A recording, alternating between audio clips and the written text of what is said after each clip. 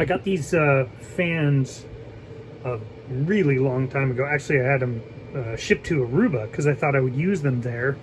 And they're just Atwood bilge fans, relatively inexpensive, ignition proof, water resistant, all that stuff. So I thought I would give it a try since I'm curious how loud they are. And if I'm going to use one or two of these things for you know, just moving air around, I want to know how loud they are, because I don't want to listen to crazy stuff on the boat all the time. So I have this benchtop power supply, and I can turn it on. We can get to well, that's 14.6 volts. Let's do the current all the way down. Turn it all the way down so we're limited at the current, and then we can turn current up.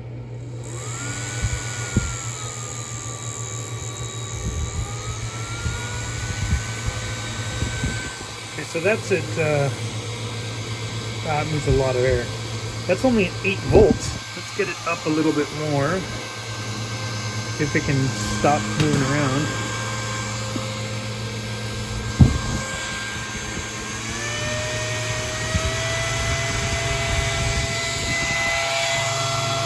That's at 11 volts. Pushing the big fan around here. And that is moving a lot of air. Get it up to, get it up a little more.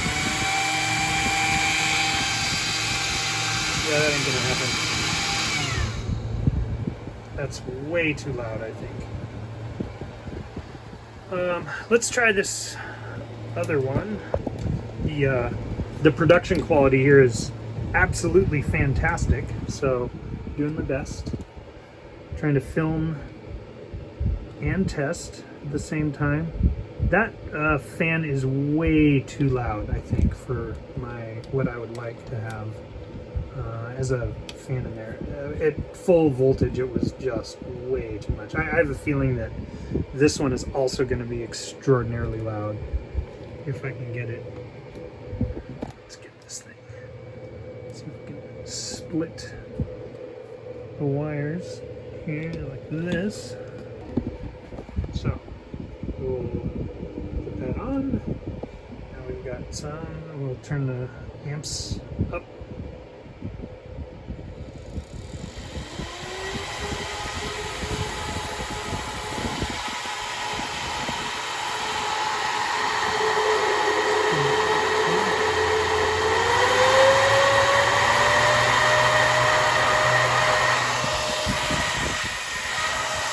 There's it, 13 volts, 2.8 amps.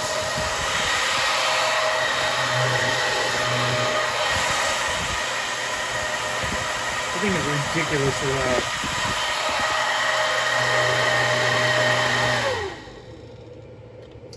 Okay. Well, I was really curious about how loud these are. I think they're just too loud for what I would like to use them for. I don't think there would be anywhere in the boat that you could be that you wouldn't be able to hear those, even if they were in a closed locker or something like that. So yeah, I think I'm going to have to find some different fans, hopefully quieter.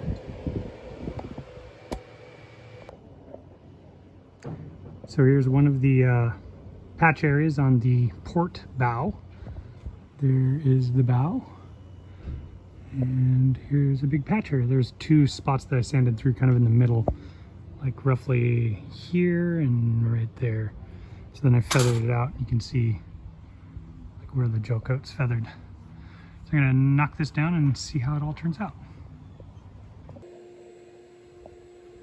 So this patch area is now sanded. You can see I didn't want to go beyond the edges of the buildup because I really don't want to sand through, and I don't know how thick this area is over here around, so just stay away. Anyway, it looks pretty darn good. Kind of looks like a picture on the side of the boat. But yeah, here's some close up.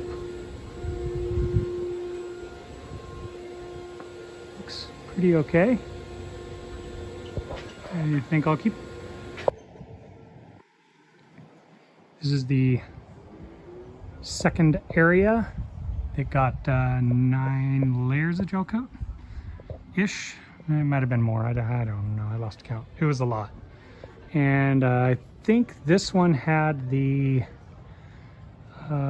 sand through areas up top, up here, somewhere in this general vicinity. So I will, oh, that's right. And then there was some more down here. Get sanding on this one. That'll be the, so this one's already done. And this will be the port side done for this area. I think the scuppers, there was a little spot in the cove stripe I sanded through up in here. And oh, like right there, I think you can just barely see the little dark spot. So there's a couple of little spots to touch up here on this side, but nothing nearly as dramatic as these big patches. Here's kind of a little transition sort of thing. So this right here, this has all been sanded down with the 40 grit and then 80 grit. So you can see that the transition is already there. The guide coat is already on the previously sanded area. So I didn't want to sand, I don't want to sand any further than that. So I'm only sanding to the edge of where I built up. And then you see the little dimples here. This is what I take out with the 80 grit. So this is basically where I sand the 40. I sand the 40 down to this texture, and then I get the 80 down to where there's almost no dimples left. There's going to be a few here and there, just to leave a little bit of sanding room for the next course, which would be 180. So yeah, that's pretty much all of the 40 grit sanded here.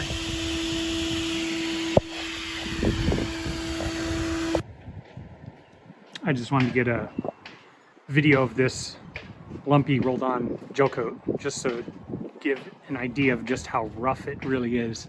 Like up here, this is all sanded. This is down to 80 grit and this is smooth and nice. And this is like, you know, 9 coats of gel over top. And this one I sanded, unfortunately I sanded through down along this water line. So I had to build that all up. And then over here, there was another spot sand through like right up in here. So you can see like the difference in texture where I coated it multiple times. So like in the middle, it's really rough. That's like 9 coats. And then over here, as you get further over, you can see the texture gets less and less. And that's just because there's fewer coats over in there. It's not necessary to coat it as much. I'm just trying to feather it out as I move, you know, out from the sand through spot. I'm building it up here and then feathering it out this each direction. And so I think it'll turn out pretty good. Here's a little guide coat over the patch repair area. You've probably seen me do this already a bunch of times, but the guide coat just makes it so much easier to see where you've sanded. Sometimes in the light, you just cannot see the texture at all. And that's the whole reason, the guide coat is the whole reason that the rest of the hull looks as smooth and fantastic as it is. So like here, you can see there's just a tiny little bit of this texture here left. And I don't want to sand that off. I'm probably gonna leave this just because it's so close to the water line that if I sanded it down, it would just be too thin here. And this is where I really want it thick. So for the most part, you'll see little dimples here and there. It's not a big deal to me, but it's a pretty excellent looking finish. And this would signify the end of the major patches. That's the last of the majority of the Eau Gloria sanding. So aside from a little patch spots on the bulwarks, like over on this side, the port side, up on the bow, there's a few spots. There's a couple of spots on the port side in the cove stripe and in the scuppers. There's a couple of miscellaneous spots in the scuppers that I need to patch, but they're all significantly smaller than this stuff. That's, you know, that's literally 2 patches. I had sanded through down along the water line here, so I built that back up, and then the other one was like right in here, right in the middle of between this forward lower chain plate holes and this guide coat brain sanding. So yeah, Oh Glorious Sanding is coming to a close with this whole craziness. It's fantastic feeling. I'm doing a little splicing for a friend, and we're going to get his mast up, but we need to get the the lashings and the frapping lines done for this thing. Let's see here. So there, I've got a mark. I'll probably have to do this video in multiple stages, but I've got this mark here. Oops. Yeah. Production. I know it's super hard to see. It's even hard for me to see. Let's see there. Did I mark it? Yeah, there it is. Okay. So if you can see, it's really, really tough. There's the mark.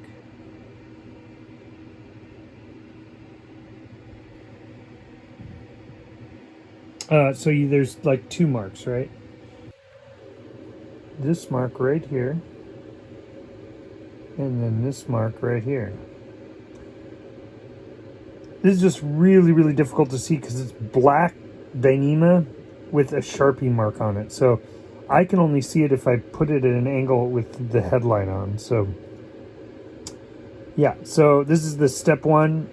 This will make a eye splice that's roughly this size, and which is, you know, it is quite small. But this is really just, we're not using the splice, we're just preventing it from, you know, coming apart. I'll show you the next step. Okay, so here's mark number 1 and mark number 2. So what I do is I take, let's see if I can get this frame, take a fid, this little guy here, this is a fid. It's got this is the Selma, where's the, this is the Selma fids. I got these a while back. There's a bunch of different sizes in there, like 5, and they work really well. Okay, so take this one,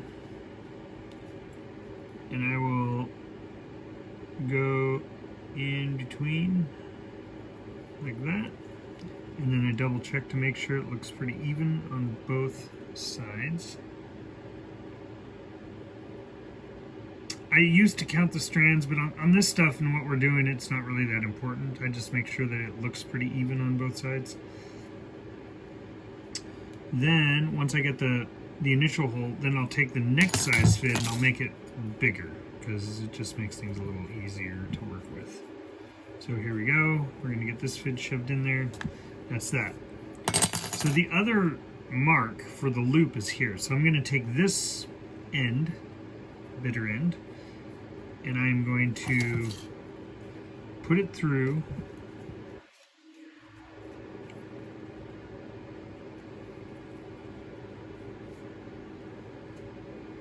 here like that. So now it's going through itself. And I pull all the way through until I get to the mark, which is right here.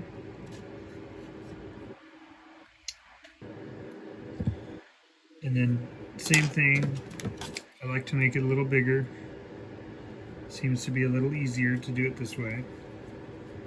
And yes, the pigment, the color comes right off on your fingers. Doesn't matter what color you're working with, they all do it. I think white is the only one that doesn't make that happen.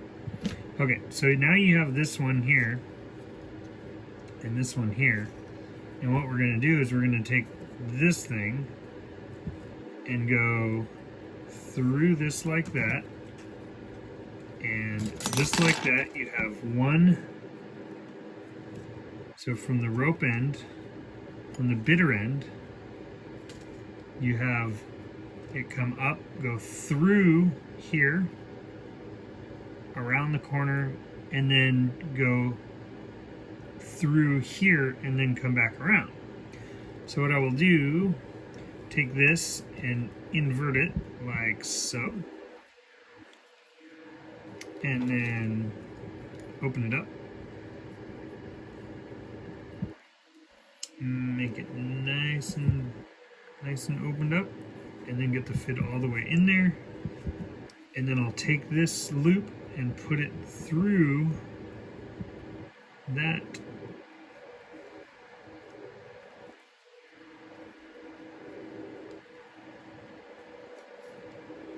Like so. So you end up with this kind of a deal. And then as you pull this thing through like so, that inverted loop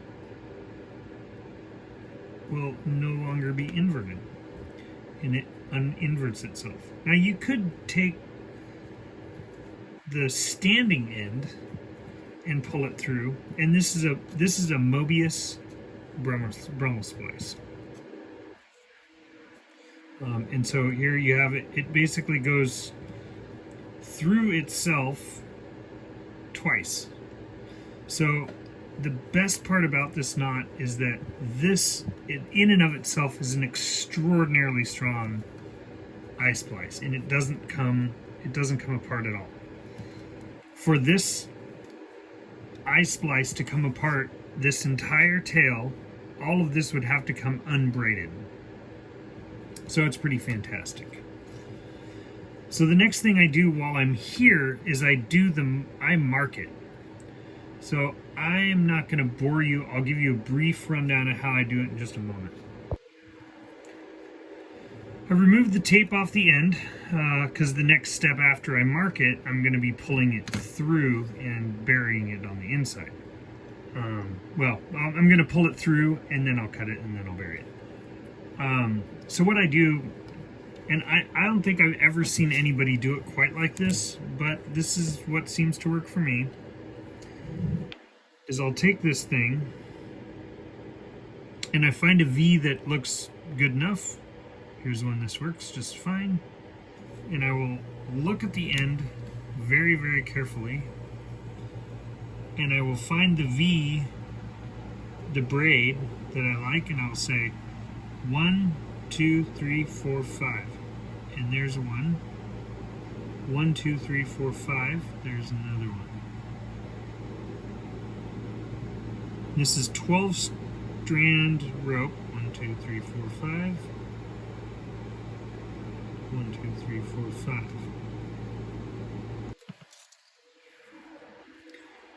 So these, again, this line is not the best to do visual. It's very challenging to see. Let's see if I can get a better angle of the dangle in the light. So I get 11 of these marks on here. And then, because the end is, trimmed, then it's time to pull this through. It's easier to mark when it's, for me, to mark it when it's this long, rather than when it's, half, only like this long. And I'll show you in just a moment why that's the case. So then I take this and I come out to about here, and then generally speaking, it's about 1.5 times of the tail. The tail, I do a 72 times bury, which is kind of a lot. So in this particular 1/8 inch Amsteel blue, this ends up being 9 inches. So this is a 9-inch bury. So what I'll do is I'll take this part and I'll come through and I'll do 1.5 times, which is roughly about here. It's just a close guess. And I will loosen the weave a little bit. And I made this little doodah out of some like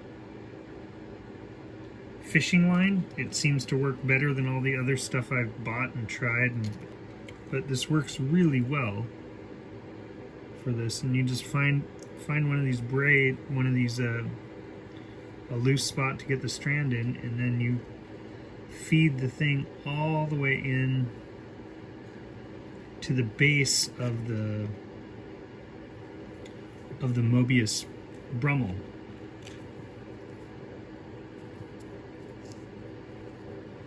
And what I will do is I will try to get this kind of tight up here,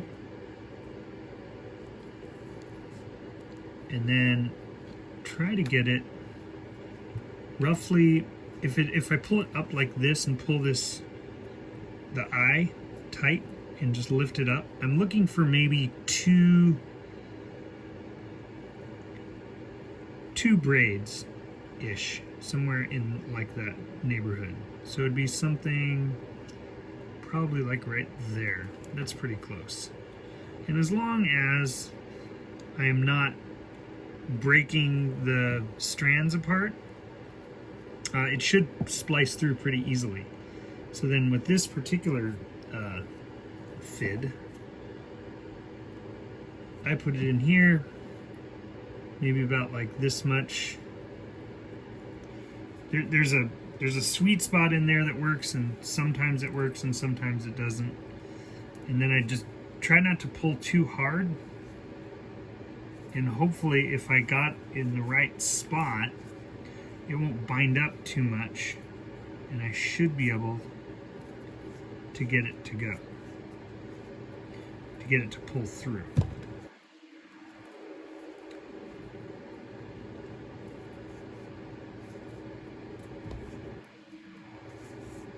Nope.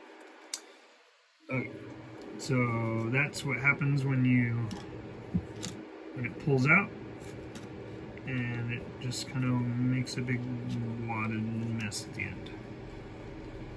So we'll give it a try. Probably need a little more. Maybe I didn't quite have, maybe I was splitting a strand. That happens really easily.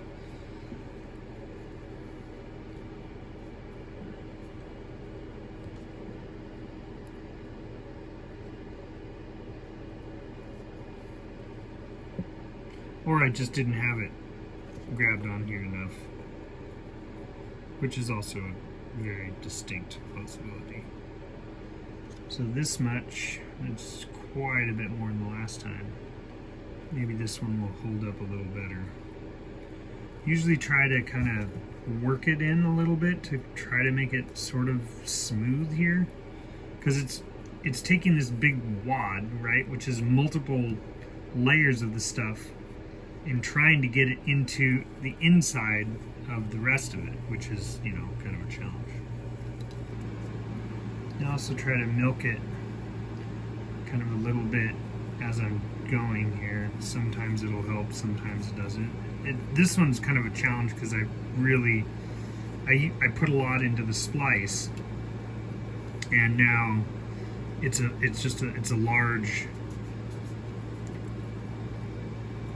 large mass trying to pass through the inside of this small rope. So then I pull it, so like here's it's buried. The eye is here. The tail is now inside, and it pops out over here. And my marks are right here. So what I do is I take this, and you don't have to use this thing, just something small enough, and I'm pinning it, which is just to keep it from slipping back up in there. And I'll pin it about like so, and then I can take this fid, and I can just start working my way. Let's see if I can get some crap out of the way. I can find my marks. Looks like this is the last one right here. And I like to do it this way, it seems to be easy enough. Make sure you get all of the strands in braid.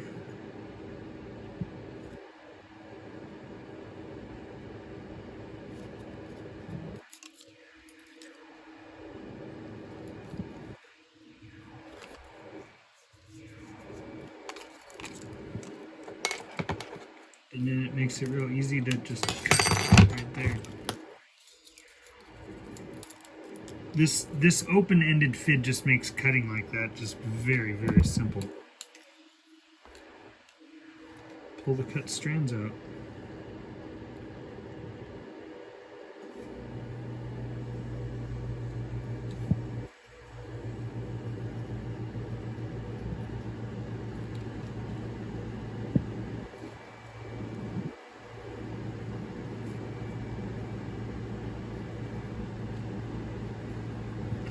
You can also come on the end. It's a little bit more fiddly to do it this way, but you certainly can try it. Nothing wrong with doing it this way.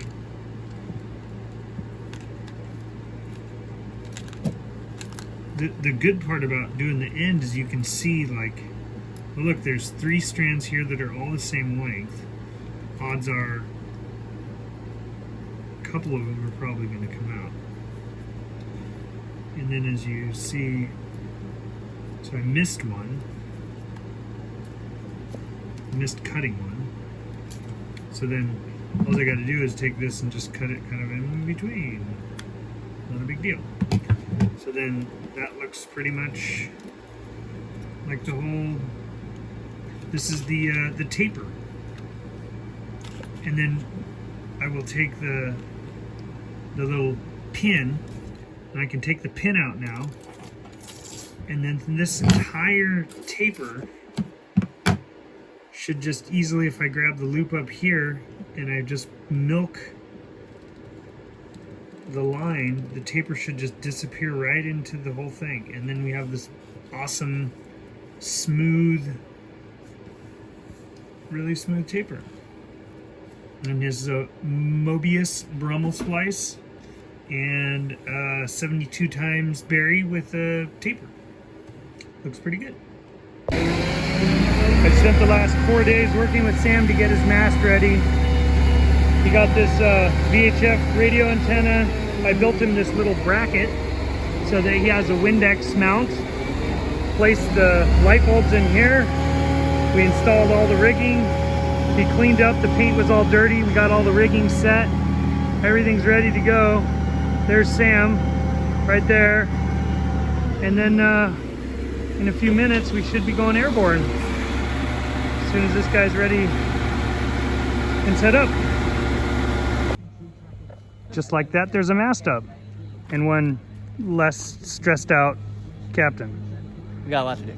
Yeah, well, we do still have a lot to do. The backstay you see dangling there, that's part right here. We got to fix that.